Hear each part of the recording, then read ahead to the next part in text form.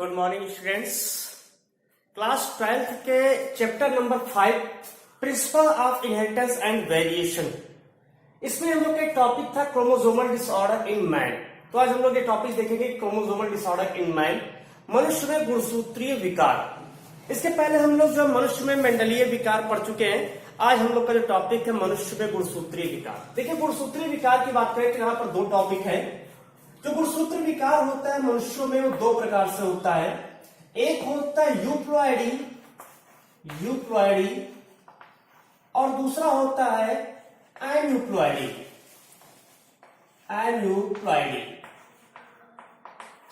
देखिए, जो यूप्लॉइडी होता है, यू मीन्स होता है इवन, और प्लॉइडी मीन्स होता है मल्टीप्लीकेशन। प्लॉइडी मीन्स होता है गुणन मीन्स मल्टीप्लीकेशन।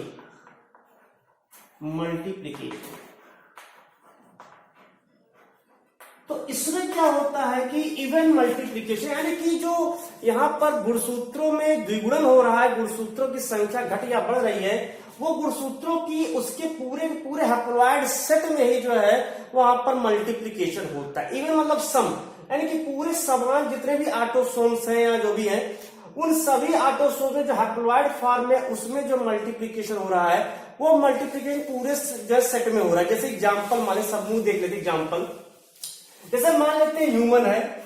अगर मनुष्य की बात किया जाए तो जो मनुष्य होता है इसमें जो है कुल 23 पेयर क्रोमोसोम्स पाए जाते हैं। इस 23 पेयर को अगर हम हैप्लॉइड फॉर्म में लिखे, क्योंकि डिप्लॉइड होता है, डिप्लूयन मीन्स 46 क्रोमोसोम होता है। अगर हम इसको जो है हैप्लॉइड फॉर्म में लिखे तो 23 क्रोमोसोम इधर, 23 क्रोमोसोम इधर, ये हैप्लॉइड, ये भी हैप्लॉइड हो गया। तो इसमें क्या होता है, जो यूप्लॉइडी है, इस यूप्लॉइडी वाले में पूरे के पूरे एक समुच्चय में, क्या इस वाले हैप्लॉइड वाले में पूरे के पूरे एक समुच्चय में द्विगुणन हो जाता है। अब पूरे समुच्चय में अगर द्विगुणन हो जाएगा, मान लेते ही है, तो इसको इंटू 2 कर देंगे तो ये हमारा हो गया 46 और प्लस 23। इस तरह से नंबर ऑफ क्रोमोसोम 69 हो जाएगा। तो इसीलिए जो यूप्लॉइडी प्रक्रिया होती है यह जंतुओं में नहीं पाई जाती। जंतुओं में जैसे ही बनता है तो जो जंतु में भ्रूणावस्था में शिशु होता है वो भ्रूणावस्था में उसके भ्रूण जो है वो नष्ट हो जाते हैं, क्योंकि वहां पर क्रोमोसोम की जो संख्या होती है वो ट्रिप्लॉइड, टेट्राप्लॉइड या पॉलीप्लॉइडी हो जाती है। इसीलिए इसको जो है पॉलीप्लॉइडी डिसऑर्डर के नाम से भी जानते हैं, इसे पॉलीप्लॉइडी डिसऑर्डर के नाम से भी जानते हैं। लेकिन ये जो पॉलीप्लॉइडी डिसऑर्डर होता है ये जंतुओं में के लिए घातक होता है, जंतुओं में नहीं पाया जाता है, लेकिन पौधों में बहुत अधिक पाया जाता है। प्लांट्स में पॉलीप्लॉइडी बहुत ज्यादा पाए जाते हैं और सबसे अधिक जो है जिम्नोस्पर्मिक प्लांट्स में पॉलीप्लॉइडी नेचर पाया जाता है। तो ये तो यूप्लॉइडी है। दूसरा है एन्यूप्लॉइडी, अनइवन मीन्स यहां पर जो प्लॉइडी होगा, जो मल्टीप्लीकेशन होगा, वो मल्टीप्लीकेशन की जो प्रक्रिया होगी वो किसी एक गुणसूत्र में होगा। किसी अब एक गुणसूत्र ऑटोसोमल भी हो सकता है या सेक्स क्रोमोसोमल भी हो सकता है। जैसे मनुष्य की बात करें 23 पेयर है, तो 23 पेयर तो हमने लिखा, लेकिन इस 23 पेयर में जो है 22 पेयर जो होता है ये ऑटोसोम्स होते हैं। 22 पेयर ऑटोसोम्स होता है, एक पेयर जो होता है वो यहाँ पर सेक्स क्रोमोसोम होता है। तो इस तरह से यहां पर जो है अगर देखें तो मनुष्यों में 23 पेयर में 22 पेयर ऑटोसोम और एक पेयर जो होता है वो सेक्स क्रोमोसोम होता है। अब इसमें जो अनइवन वाले फॉर्म है अनयूप्लॉइडी, इसमें जो है जो द्विगुणन की प्रक्रिया होती है, जो गुणसूत्रों की संख्या मल्टीप्लीकेशन करती है, ये मल्टीप्लाई कर भी सकती है अथवा नहीं भी कर सकती। ध्यान रहे, कभी कभी क्या होता है कि 46 से अधिक क्रोमोसोम हो सकते हैं, 46 से कम क्रोमोसोम हो सकते हैं, लेकिन एक गुणसूत्र की अधिकता हो सकती है, एक गुणसूत्र की कमी हो सकती है। कभी कभी एक से अधिक हो सकता है, उसकी कंडीशन भी बताएंगे। तो सामान्य रूप से अगर बात करें तो एक गुणसूत्र की अधिकता या एक गुणसूत्र की कमी हो जाती है। अगर कमी होती है तो उसको कहेंगे हाइपोप्लॉइडी कहेंगे, और अगर मान लेते अधिकता हो गई तो उसे हाइपरप्लॉइडी के नाम से जानते। तो इस तरह से जो है जो एन्यूप्लॉइडी होता है, इस एन्यूप्लॉइडी में हाइपोप्लॉइडी यानी गुणसूत्रों की एक गुणसूत्र 23 पूरा समुच्चय में नहीं हो रहा है, किसी एक गुणसूत्र में अधिक हो गया या एक कम हो गया। तो इस तरह से यहां पर हाइपोप्लॉइडी या हाइपरप्लॉइडी होता है। आप समझेंगे क्या क्या हम कहना क्या चाह रहे हैं उसको यहां पर समझेंगे। तो इसमें अगर कोर्स में देखा है 3 डिजीज, लेकिन हम थोड़ा सा और बताएंगे। एनसीईआरटी में 3 डिजीज है, उन तीनों डिजीज को सबसे पहले पढ़ लेते हैं। सबसे पहला है डाउन सिंड्रोम।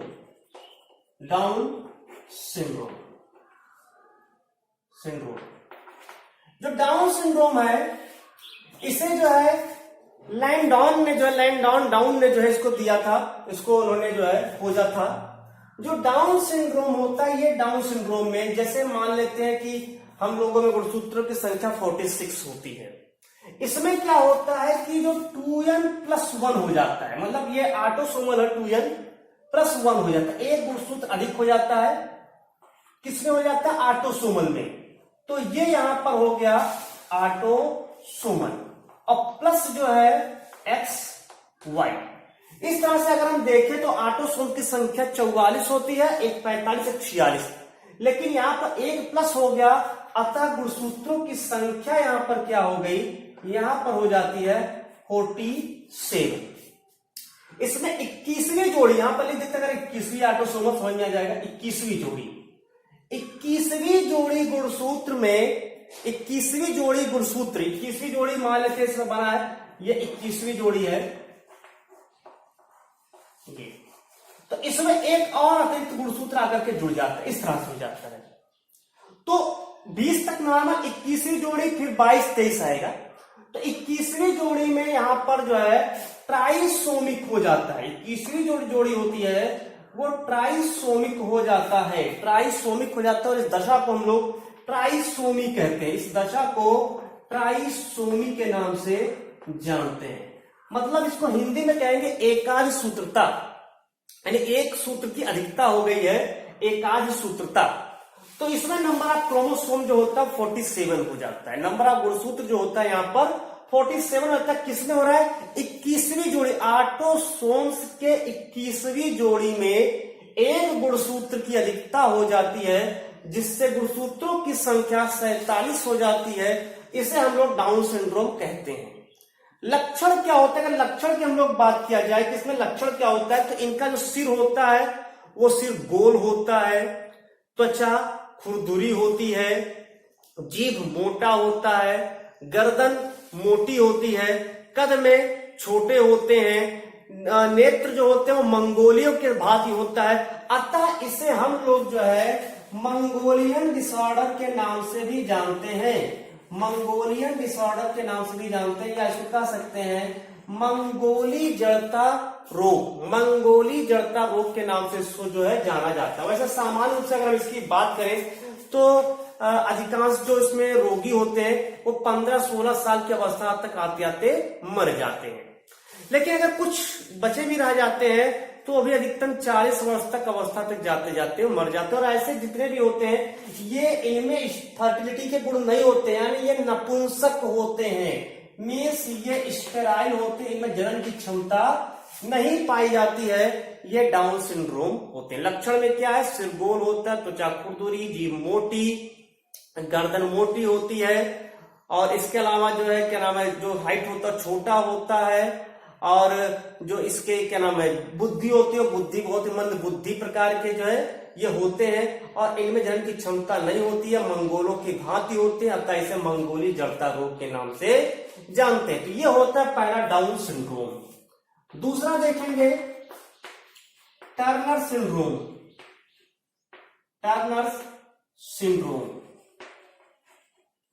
टर्नर ने इसको जो प्रस्तुत किया था, टर्नर वैज्ञानिक का नाम, टर्नर ने इसको देखा। टर्नर सिंड्रोम जो होता है केवल फीमेल में होता है, अब मेल में होता नहीं। क्यों? क्योंकि वाई होता ही नहीं।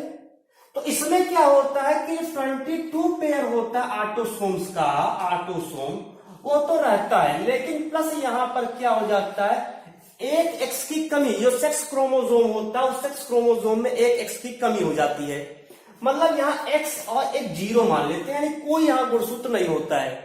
तो एक की कमी हो गई, या ऐसे लिख सकते हैं वह एक्स और माइनस वो क्या नाम है ऑटो सेक्स क्रोमोसोम में -1 रहेगा। मतलब इसमें नंबर ऑफ क्रोमोसोम कितना हो गया? अब 44 ये हो गया, एक 45, 46वां है ही नहीं, तो यहां पर नंबर ऑफ क्रोमोसोम जो होता है वो 45 हो जाता है। और ऐसा जो स्त्रियों में केवल पाया जाता है। जो स्त्रियां होती हैं, अगर इनके लक्षण की बात करें, ये ध्यान रहे, ये ऑटोसोमल डिसऑर्डर है, ये यहां लोग सिंड्रोम में सेक्स क्रोमोसोमल आ गए, क्योंकि इसमें जो है जो एक की कमी हो रही है, लिंग गुणसूत्र वाला एक्स क्रोमोसोम की कमी हो रही है, लिंग गुणसूत्र वाले एक्स क्रोमोसोम की कमी हो रही है, और नंबर ऑफ क्रोमोसोम 45 हो जाता है, 45 गुणसूत्र हो जाता है। इसके लक्षण की बात करें तो केवल फीमेल में होता है। फीमेल जो होती है बुद्धू होती है, जैसे कह सकते हैं कि एकदम दिमाग जो उसका बंद बुद्धि यानी बुद्धू प्रकार की, थोड़ी सी हाइट जो होती है छोटी होती है, बाल थोड़ा कर्लिंग घुघराले प्रकार का होता है, वक्ष भाग एकदम चपटा होता है, वक्षीय भाग में होता ही नहीं कुछ, मतलब कह सकते हैं। तो इस तरह से यहाँ पर जो फीमेल के पूरे गुण होने चाहिए वो पूरे के पूरे लक्षण विकसित होते हैं। जननांग भी जो होते हैं अल्प विकसित या अर्ध विकसित जो है रूप में, अविकसित रूप में जो है जननांग भी होते हैं। अतः जो स्त्रियां होती हैं वो स्त्रियां जो है जनन योग्य नहीं होती हैं, अर्थात स्त्रियां इसमें जो भी इस प्रकार की ग्रसित स्त्रियां होती है वो नपुंसक होती हैं। क्या होती हैं? नपुंसक होती हैं। तो इसको हम लोग कहते हैं यूनक। जो इसमें नपुंसक होती है उनको हम लोग कहते हैं यूनक। यूनक होती हैं मीन्स इसमें स्टेराइल क्या नॉन फर्टाइल या स्टेराइल कह सकते हैं। तो इसमें स्त्रियां जो होती हैं वो नपुंसक होती हैं। तो ये टर्नर सिंड्रोम था। तीसरा इसमें आते हैं Klinefelter syndrome. Klinefelter syndrome, Klinefelter syndrome जो होता है ये भी जो है सेक्स क्रोमोसोमल डिसऑर्डर है। ये भी क्या है? ये भी सेक्स क्रोमोसोमल डिसऑर्डर होता है। सेक्स क्रोमोसोमल डिसऑर्डर मतलब इसमें 22 पेयर ऑटोसोम्स का पाया जाता है, प्लस इसमें एक गुणसूत्र की अधिकता हो जाती है XXY। तो 44, 45, 46, 47 गुणसूत्रों की संख्या इसमें भी जो हो जाती है वो 47 हो जाता है। नंबर ऑफ क्रोमोसोम 47, लेकिन इसमें कहां हो रहा है? एकादश सूत्रता ट्राइसोमिक दशा कहां उत्पन्न हो रही है? वो हो रही है सेक्स क्रोमोसोम पर। यहां ऑटोसोम्स पर होती है 21वीं जोड़ी, यहां सेक्स क्रोमोसोम पर होता है नंबर ऑफ क्रोमोसोम 47 हो जाता है। इसमें भी वही लक्षण है, क्योंकि एक अतिरिक्त गुणसूत्र जो लक्षण होते हैं, इसमें जो लक्षण है वो मेल के लक्षण पाए जाते हैं।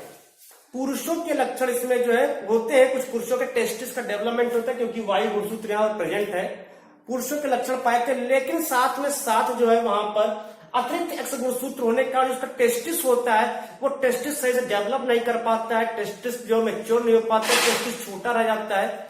इस प्रकार यहाँ पर जो है फीमेल के भी लक्षण जो है पुरुषों में आने लगते हैं, और वो जो पुरुष होते हैं वो नपुंसक होते हैं। हालांकि स्त्री जो होती है वो सामान्य होती है, लेकिन वह जो है मंद बुद्धि प्रकृति की होती है। तो ये नंबर ऑफ क्रोमोसोम से 47 होता है, लेकिन सेक्स क्रोमोसोमल डिसऑर्डर होता है। कुछ अन्य की हम लोग बात करें यहाँ पर, ये तो था जो कि अगर हम बोर्ड के अकॉर्डिंग पढ़े, लेकिन थोड़ा सा कंपटीशन के अकॉर्डिंग पढ़े तो एक दो और इसमें पढ़ना पड़ता है। एक और है चौथा, एडवर्ड सिंड्रोम।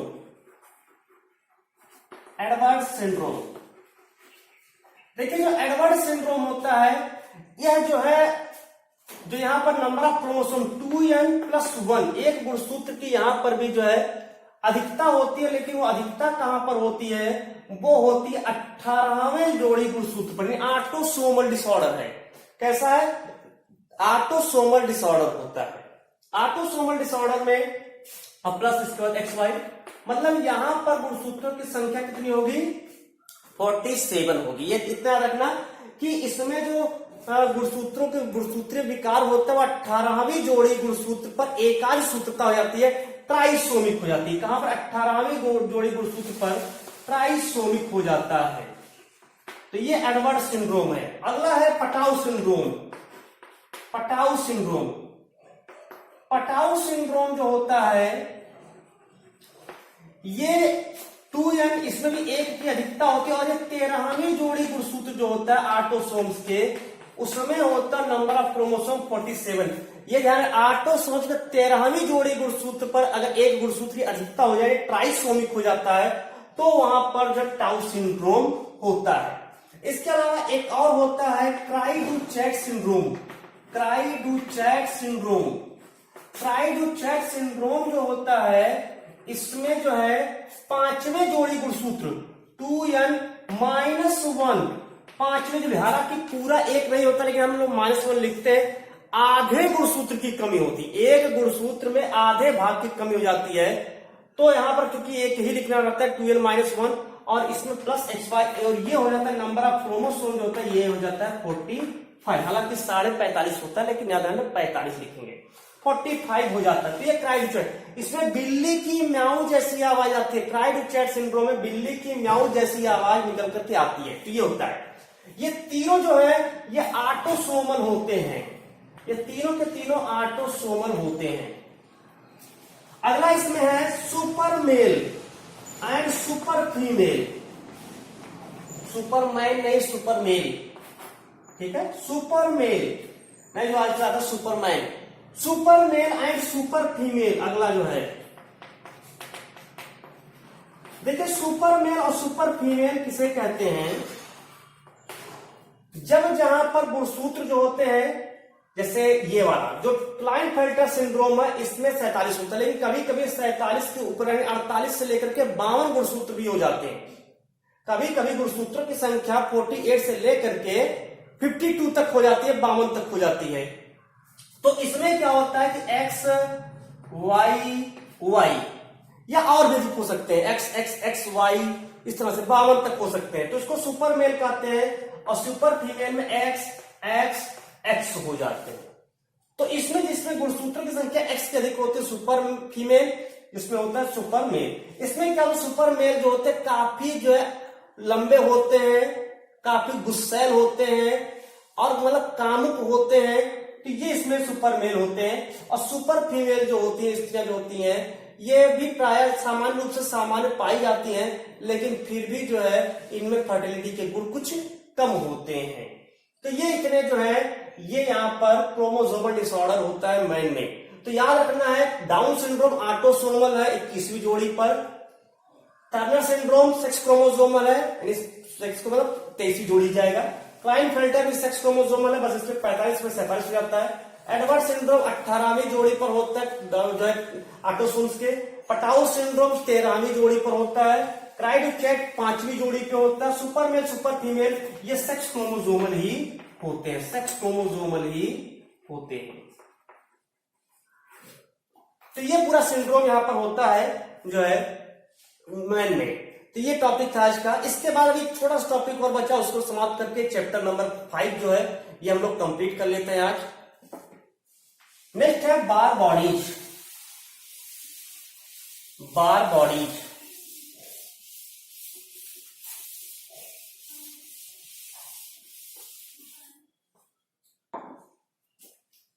बार बॉडीज देखिए जो बार बॉडीज है इसकी खोज जब बार एंड बर्ट्राम ने किया था। इसकी खोज जो है बार एंड बर्ट्राम ने किया। इन्होंने जो है जो बिल्ली थी, बिल्ली की त्वचा में या मुख गुहिका की श्लेष्मिका में जो सेल होता, उस सेल में जो है जैसे वाले सेल है, इस सेल में जो केंद्रक है उसी केंद्रक कला से चिपका एक घना पिंड देखा।